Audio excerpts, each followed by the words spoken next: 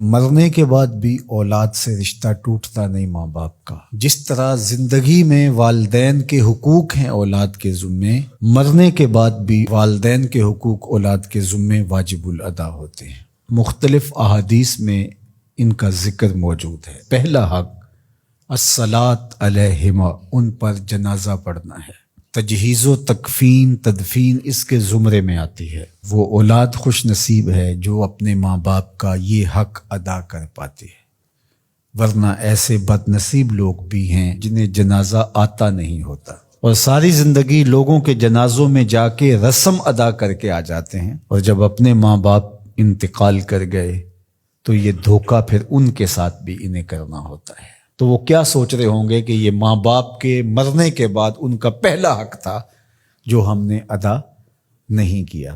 دوسرا حق استغفار لہما، ان کے لیے بخشش کی دعا کرنا، مغفرت کی دعائیں کرنا، اے اللہ ان کی مغفرت فرما۔ تو یہ بات ذہن میں رکھیے، جس طرح باپ کی ماں کی دعائیں اولاد کے حق میں قبول ہوتی ہیں، اس طرح اولاد کی دعائیں والدین کے حق میں قبول ہوتی ہیں۔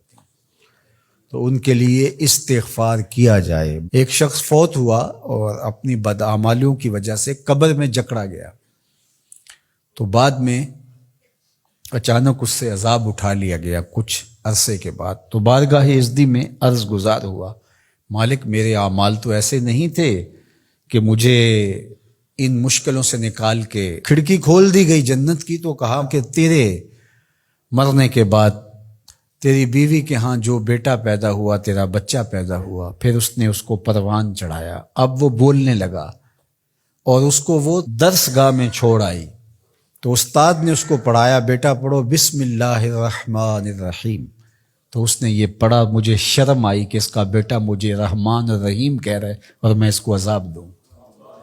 اللہ اکبر۔ اولاد نیک ہو تو اس کا فائدہ ماں باپ کو پہنچتا ہے۔ ایک حق یہ بھی ہے کہ اولاد نیک ہو، چونکہ اچھے اور برے اعمال قبر میں ماں باپ کو پیش کیے جاتے ہیں۔ اچھے ہوں تو خوش ہوتے ہیں، برے ہوں تو انہیں تکلیف پہنچتی ہے۔ اس لیے ماں باپ کا مرنے کے بعد جو اولاد کے ذمے حق ہے، ان میں سے ایک حق یہ ہے کہ وہ نیک اور صالح ہوں تاکہ ان کو قبر میں راحت پہنچے۔ تیسرا حق ماں باپ کا جو اولاد کے ذمے ہے وہ انفاذ العہد ہے، ان کے عہد پورے کرنے، ان کے وعدے پورے کرنے۔ یعنی انہوں نے جو عہد کر رکھا تھا کسی وجہ سے پورا نہیں کر سکے تو اولاد کے ذمے ہے کہ وہ اس کو ادا کرے۔ وہ عہد اللہ سے بھی ہو سکتا ہے اور اللہ کی مخلوق سے بھی ہو سکتا ہے۔ اللہ سے کوئی منت مانی تھی، پوری نہیں کر سکے، اسی طرح مخلوق کے ساتھ کوئی وعدہ تھا، اس وعدے کی تکمیل نہیں ہو سکی تھی تو ان وعدوں کو پورا کرے۔ اس طرح قرض دینا تھا کسی کا اور انتقال کر گئے تو اولاد اس کو اپنی طرف سے ادا کرے۔ اس کا اگر مال ہے تو اس کے مال سے ادا کر کے اس کے بعد پھر جو ہے وہ اس کی وراثت تقسیم ہوگی، اور اگر مال نہیں بھی تھا تو پھر بھی اولاد کے ذمہ ہے کہ اپنے باپ کا قرض ادا کرے، اور یہ اگر جنازہ پڑھنے سے پہلے کر دیا جائے تو یہ سب سے اچھا اور سب سے بہتر ہے۔ ایک تو یہ ہے کہ انہوں نے جو وعدے کر رکھے تھے، ان کے جو عہد تھے وہ پورے کرے، لیکن اس کے زمرے کے اندر وہ واجب کی سطح تک تو نہیں ہے، لیکن ان کے حقوق میں سے ہے کہ ان کے معمولات خیر کو جاری رکھے۔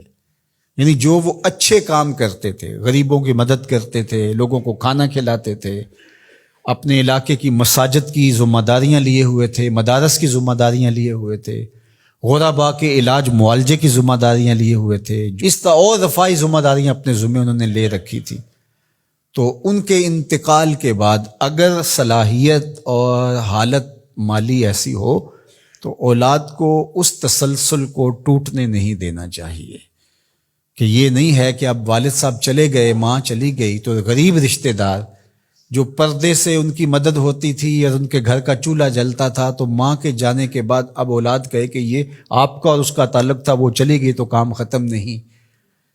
اس معمول کو جاری رکھیں، قبر میں ماں کی روح خوش ہوگی، روح بھی خوش ہوگی، اور اس کا اجر آپ کو بھی ملے گا، اور برابر اتنا ہی اجر آپ کے ماں باپ کو بھی قبر میں ملے گا، اس لیے کہ اس کار خیر کو شروع انہوں نے کر رکھا تھا۔ تو جو معمولات خیر ہیں ماں باپ کے، ان کو جاری رکھا جائے۔ چوتھا حق ماں باپ کا مرنے کے بعد جو اولاد کے ذمہ عائد ہوتا ہے وہ ہے بر الاصدقاء، حسن سلوک کرنا باپ کے دوستوں کے ساتھ اور ماں کی سہیلیوں کے ساتھ۔